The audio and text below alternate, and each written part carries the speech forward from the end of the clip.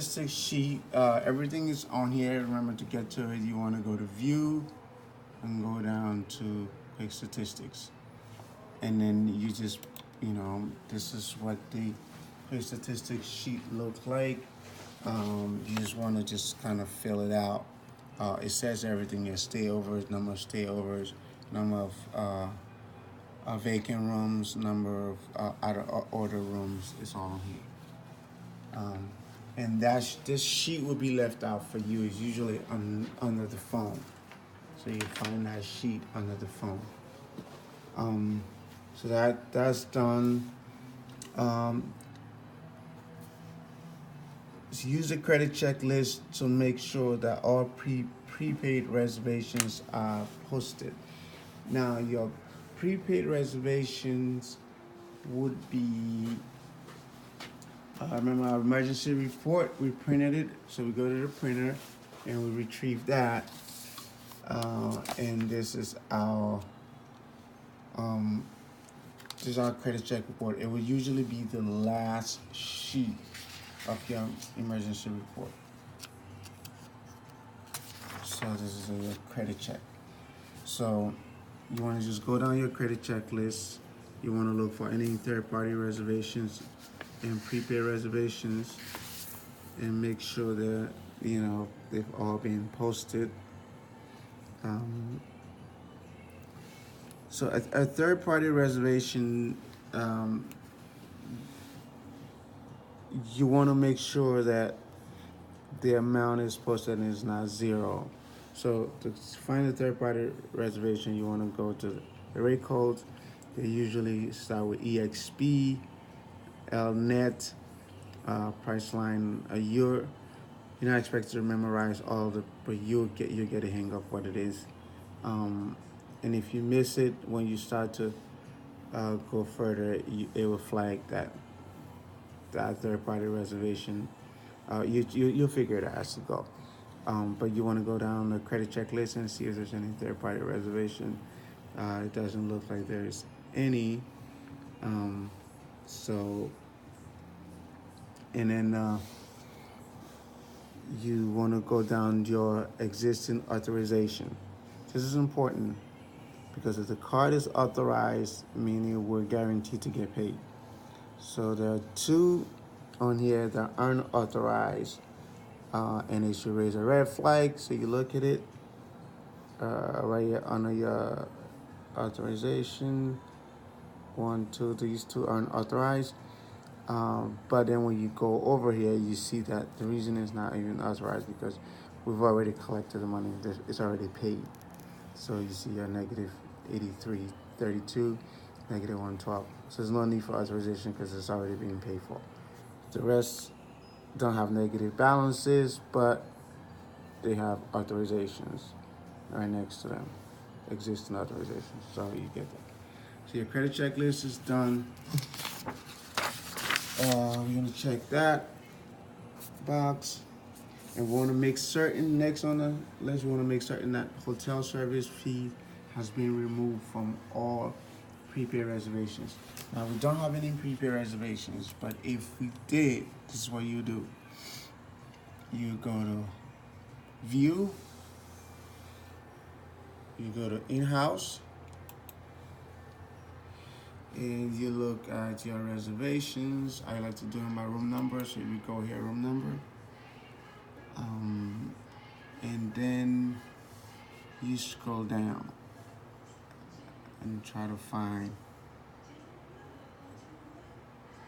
So if this was a third-party reservation, you open that.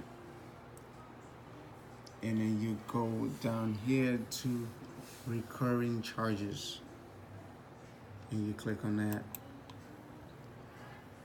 and usually there's a $2 recurring charge fee in here. You will click remove. Why is it not on there?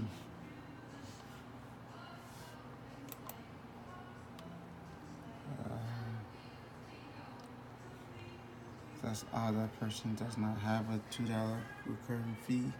I'll click on the next name, see. So we go to recurring charges, Click on that. There you go. So hotel service fees, $2. So if this is a third party, like a virtual card, Expedia, Priceline, you want to go here and you just want to remove that because it will not authorize. You will not be able to. The card won't go through if there's a fee on there. The prepaid cards are sent for the exact amount, not a penny over. So the $2 fee will make the card decline. So we did that. We're almost done with our first part of our audit. We want to go to our rate discrepancy report. Now, I went over this for you. We're going to go to report right here, report, click on the report. Your rate discrepancy report will be the last one on here on the top. So you click on that. You can print it if it's easier for you, or you can do it off the screen. For some reason, this is taking a while to print out. I don't know. I'm gonna have to re-log in.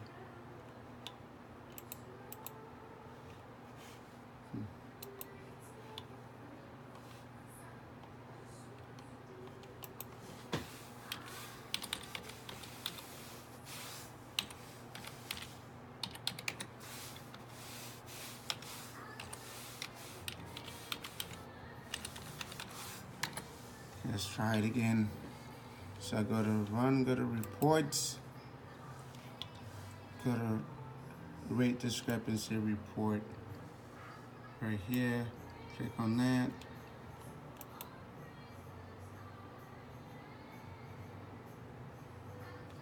And this is odd. It's not, for some reason, that is not coming up. So I'll just switch terminals here. Go to the next computer.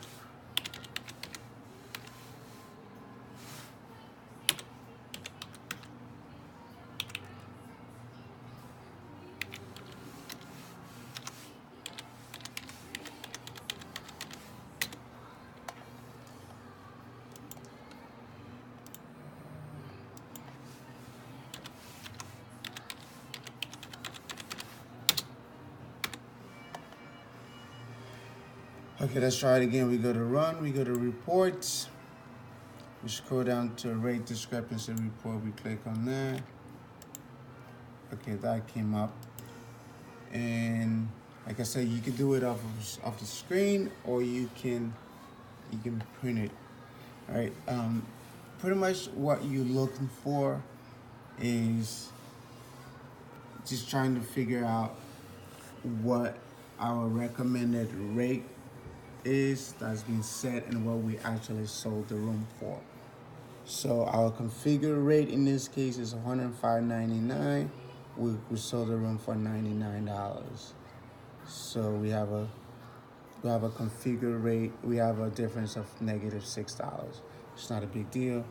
The next one, configure rate is $95.39, and we sold the room for $95.39.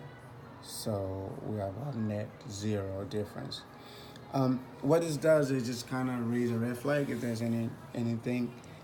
So let's say your configure rate is $105, and they gave the room to the person for like $55. That's a red flag. You probably want to know what happened. Why is this room being sold that cheap? Was it approved by Paul? Just kind of investigate, or just leave a note. So this is just kind of just seeing if there was any mistake. It could be a mistake by the clerk. They might have charged the wrong rate, or it could just be like somebody is just reducing rates for whatever reason. So you just want to keep an eye out for that. So that our rate discrepancy report is done.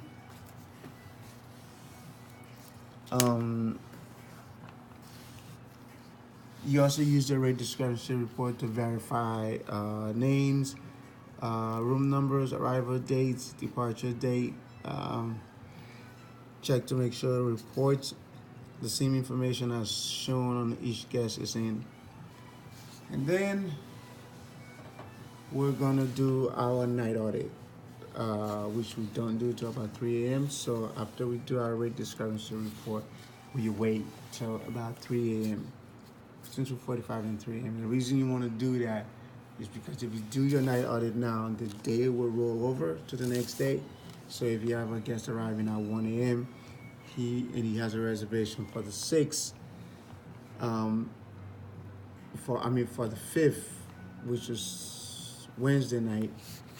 If you do the night audit now, we'll roll over automatically to Thursday night. So he wouldn't have a reservation. He would go down as a no-show. So you wait till about 3 a.m. Then we do the night audit. So I'm gonna pause, but I'm gonna close this video and then I'll open the second part of the video when we start to do the night audit. Okay, cool.